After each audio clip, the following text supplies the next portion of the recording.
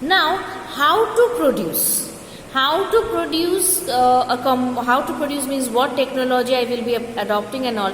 How is it determined by the PPF curve? So PPF helps us to understand whether the technology that we are using in the production process, whether it is efficiently being utilized or not. So how can it be determined? If the technology and the resources are being efficiently utilized, then we will be operating on the PPC, A to G points on the PPC. If the technology that we are using and the resources that we are using are optimally and fully utilized, then we will be operating on the PPC.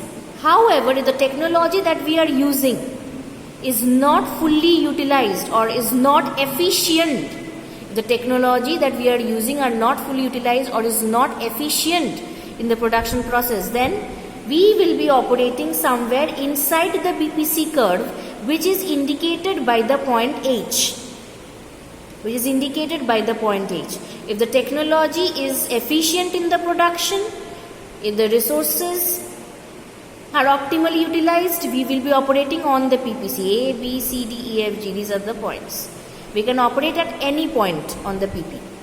Now, if the technology is not efficient in production and if the resources are not efficiently utilized, we will operate inside the PPC, that is denoted by point H. So this is how the way PPC curve shows that whether the technology that we are using is efficient or not in the production process. If it is not efficient, then we will be operating in H point inside the PPC. Then that means it is an indicator. It is indicating that we have to change our technology. It is an indicator that we have to change our technology.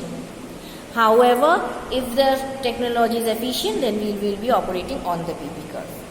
Now the question comes, for whom to produce? Okay, this basically involves the determination of distribution of the national product. Why we are saying national product? Because there is not only one producer. Okay, moreover, there are large number of goods that is demanded by the economy. So all the goods together we call the national product. So PPF only gives a rough idea about the distribution of the national product. We can construct a PPF with luxuries on one axis and necessities on the x-axis. So PPF only gives a rough idea about the distribution of the product. Means how it is getting distributed. So PPF we will construct for luxuries and necessities. Okay. Now,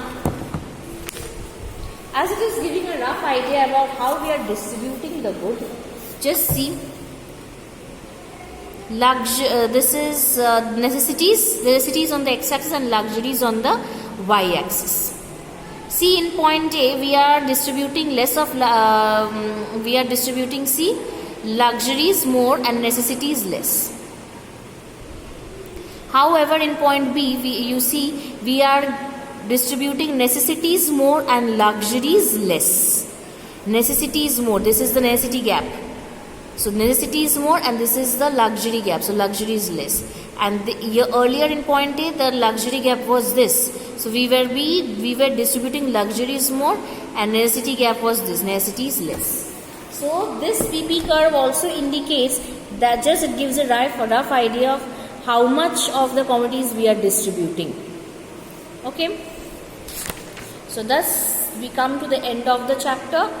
I will give you the notes and thus we will be moving to the next chapter, which is a small part. We did main market forms, that was perfect competition, monopoly, monopolistic, oligopoly, 4 market structures we did. So a small application of that market structures we will be covering in the next week. Okay.